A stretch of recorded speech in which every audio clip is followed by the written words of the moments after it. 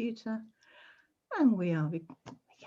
Hello everyone, I'm Liz Carabine and I am a spiritual mentor and healer, and I work with ladies to help them with their spiritual awakening, along their soul's pathway and along their ascension journey. I also work with heart-centered business people who want to align their business with their soul's purpose.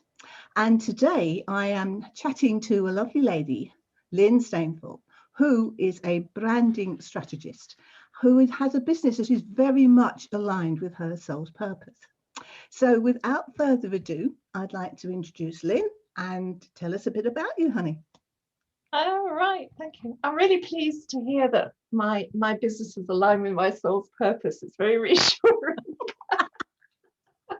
Well, we've worked on it, haven't we? It is now. Yeah, we've worked on it, yes. So yes, my focus is on brand and helping people. Because what you do, you refine it over the years, don't you? So I come from a marketing background, and a few years ago, my epiphany was to focus on brand, because that's where I believe I add the most value for my clients. And it's what I really, really love, to work on brands and helping clients develop and build a brand that they feel truly represents them and also enables them to get their voice out into the world. And that's so so many important. of them have a message. Yes, so many of them have a message that's really important to bring to a bigger audience. And what a brand can do is it can help give you the confidence to get out there a bit more. Oh, yes. Yeah. Yes, It can help you feel. Yeah. It makes it human. It's us. Yes. Yeah, absolutely. And I think what it can do is, if you feel proud of what represents your brands, so your logo, your colours, the way your posts look, the way your website looks, it just gives you so much more confidence. Oh, it does. And when you have that confidence, I think then the confidence leads into courage, and you know that you've got a part to play on that bigger stage. So I think a lot of the work I'm doing is because I have a process in the way that I work. And the process is always start with your thinking, also known as strategy. So get your thinking sorted. If you don't like the word strategy, just get your thinking sorted. Yeah. And the thinking is around, it's answering these sort of questions, and they're easier to ask than they are to answer. So they're questions like, this is jargon, but what's the value proposition for your audience? But it's really, what sort of value does your business and the work you do bring to the people that you want to serve? So that's one of the questions, and getting clear on that is absolutely vital, because everything we do revolves around satisfying those clients and delivering what they need to make their lives better. I know. And in the process, maybe it makes the world better. That question is really difficult, because I remember when I was working with you and we were looking at, rebranding, getting my website where it needed to be. And I was reading that and thinking, oh my God, what is she on about? Because you, like me, are very intuitive. And I'm thinking, well, I know when it's right, but actually just sit and take it apart. I'm going, help. But it really made me sit down and think about what I delivered, the difference that I made, and how I wanted to make that difference that was aligned with me, and not me trying to be something that I wasn't, or portraying something that I wasn't. Absolutely. So absolutely, you can tell, can't you? Yeah, you can. When there's a disconnect, it doesn't feel right. No. And people don't feel comfortable saying what they do and how they help people. And you can tell there's a disconnect then. So So I think that's really important, because our world revolves around our clients. And if you don't like the people that you serve, you need to find people that you do want to serve. Because people know if you love working with them, don't they? You need your soul clients. And for that to happen, the energy of your brand needs to be right. Yeah. And I always remember you saying to me that one part of my logo, the color, the purple, was too deep for the message I was portraying. And though it was a subtle change, it made a heck of a difference when you actually looked at it on the business card and on the website. It made a big difference. Yeah. And you know, when people go to look at our brand on our website or on a poster or whatever it is, they need to hear us and see us, the individual that they're going to be working with. Yeah. And it's so easy when that's not your background, just to think, oh, I'll get this down because this is what I do. Yeah. And on it goes. And when you read it, you think, well, actually, that isn't what I'd say. Yeah. Yeah. And of course, exactly. you know, you picked up on, I've never heard you say anything like that before. And why is it on your website if that isn't what you...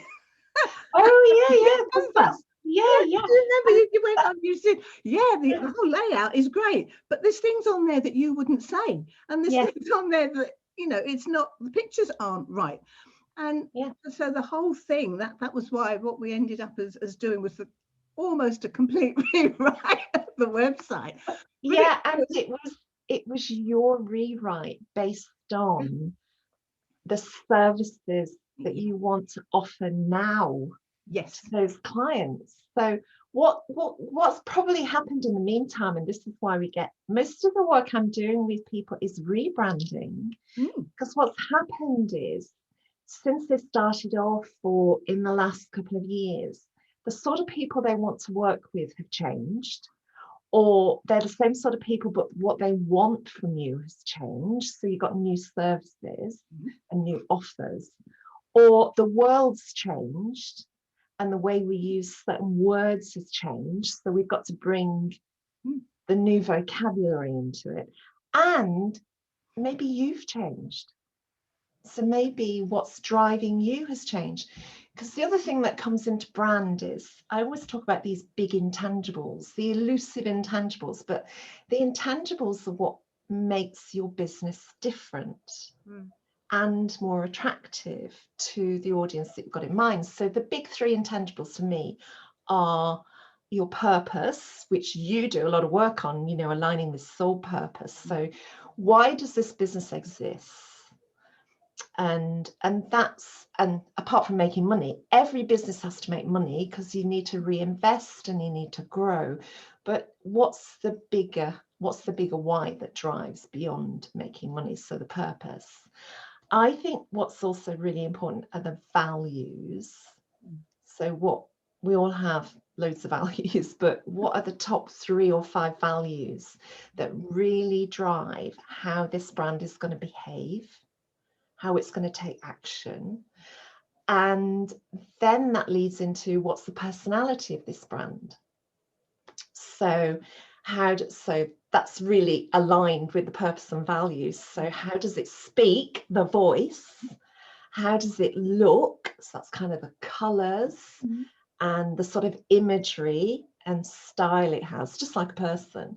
And then the other thing that comes into it is with brand personality is then you're looking for what identity represents this brand. That's why I always say we always do this thinking work first. And then from the thinking word, we've got the ingredients to create the logo. Yeah. And you had Nikki talking about colours last week, and she was saying so many things. I thought, yes, I work with that. I work with that.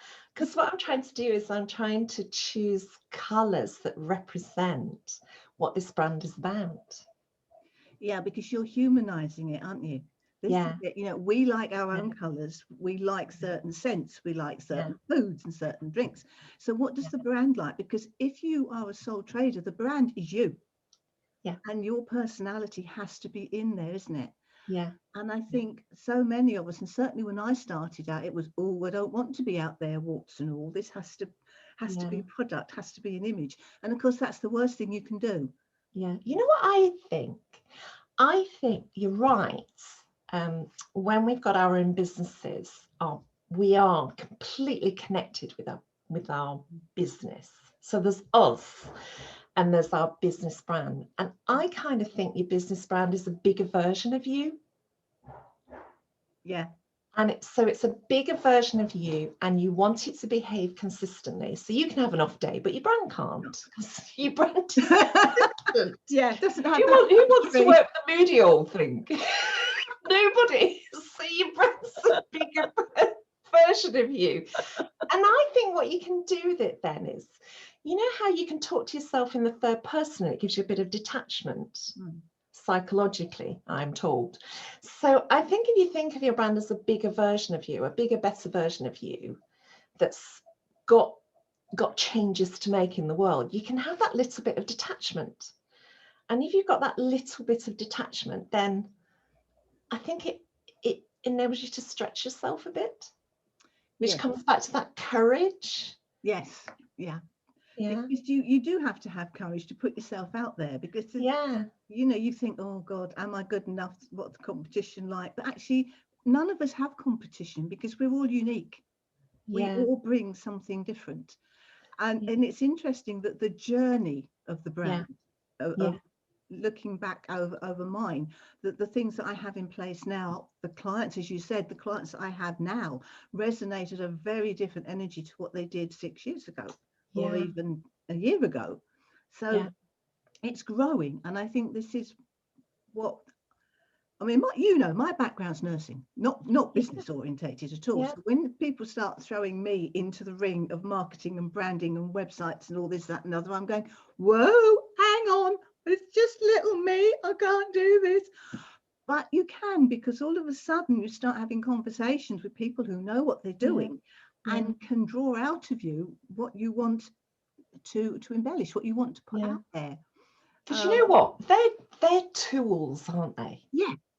Exactly. They're tools that enable you to reach a bigger audience, or to reach a smaller audience, depending who you want to work with. And then what you've got, so you've been a nurse, and look at what you're doing now, but there's a thread that connects this, isn't there? Yes. There's a thread of caring and healing. I mean, you're doing healing now. You did healing before. You're just doing it in a different way. Yeah. But there's a thread that connects. Yes. When you look, you can see it all comes together. So yes. Yeah. But we do need the likes of you to get our branding reflecting who we are. And you know what's made a huge difference to me as well is with working with you and people in Sparkling Synergy, is it's helped me to acknowledge the gift of my intuition.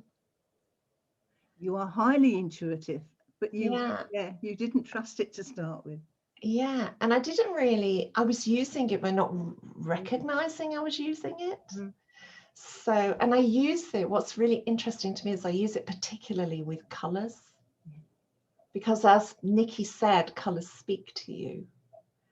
And I'm looking, and I thought, yes, they do. And also they all have their own energy, their own frequency. Yes, they do. So you're picking up on that as well. Yes. So what I'm doing with colour in a slightly different way from Nikki is I'm looking at colour for logos in terms of communication. So she's doing that too. And I'm looking for how these colours work to represent this business, to help differentiate this business and also connect in the market sector that they're working in. So it's really interesting, isn't it? And the other thing that I think is really good is everything's connected. Just everything's connected. It is. So it's really fascinating. It is fascinating, and we've got a storm coming up. So the light has gone down. We've now got really grey clouds, and it's pouring with rain. Yeah. It's pouring with rain here, and the light's really changed. So let's put your light on. That's going to be a bit of a palaver if I do. Oh right. Yeah. sort of Typical. yeah, it's funny, hasn't it? The darkening. Yeah, It's raining here too. I just move over a bit if that's going to make a difference, but I don't know. We'll see. It's better than it was probably. Yes, it's lovely having a deep blue background, but not not when the light goes. when the light goes. The pearls are working with natural light. It is the best sort of light though. Yeah. It is when it's fine, and it's been fine all morning. It's now just all of a sudden decided that the heavens are going to open, and yes, we're going to have some fun with the lighting here. That's typical, isn't it? Absolutely typical. Never mind. Yeah. Okay. So, is there anything else? I think do you feel you've explained what you do enough? What type Yes, I do. I think the third element, so I've talked about the first thing is all getting your thinking sorted, so you feel clear. The second bit is the identity bit, and the third piece is the never-ending piece, which is the messaging. So this is where you're constantly looking at how do I explain using words and images and feelings and my beliefs what I do in an effective way to attract the people I want to help, the people I want to serve. And that's where you get into what sort of words you use, what's the meaning of the words, which social media channels you use, what tools do you use? Do you use words and pictures? Do you use video? Do you use live video? And these are all choices. And you don't need to do them all at once. You make choices according to, all comes back to the clients you're here to serve, really. It does. And that's the basics, isn't it? Is you find out who your clients are, the ones that you know you can help really, really along their journey, and help them understand how to make it easier in many ways, because we struggle with, oh yeah, that looks okay, and then someone goes, no, actually that is and then you know, oh now where do I go? So that's great. Yeah, and it's kind of it's all learning, isn't it? So you can put some stuff out there and maybe get a different response to what you expected, but what you do is you take what the feedback is and you take it on board, or not, as the case may be, and move on. You move on, because the other thing about there's two secrets about brand, really. One is, and they sound like they don't really go together, the first is to be consistent. So people know what to expect, so they understand what you do. That's part of the messaging. They understand how you help make their lives better, and they know what to expect, and you make things, as you say, you make it easy for them to work with you. So that's all about being consistent for them. And then the second thing is, whilst being consistent, you still need to evolve, because you can't stand still. I once, there was years and years ago, when I was working on Juliet's Paint, we got Professor Alan Budd to do a video for us. And I've never forgotten it, because the first thing he said in this video was, well, change or die. And that was, what? Yes, that. Yes, I always remembered it. But it is true that, but you do this in the work you're doing with people, and you recognise that we're all on our different journeys, and we're all evolving, and we need to grow. We're going to have challenges, and just keep moving, I think. Just keep moving. You do, because you do evolve, you grow. Yeah. And as you grow and have more knowledge and wisdom, then the brand grows, because you then put that out into the ether, and the energy starts to flow. And from my point of view, that's when the soul clients start to come in, when everything's in alignment.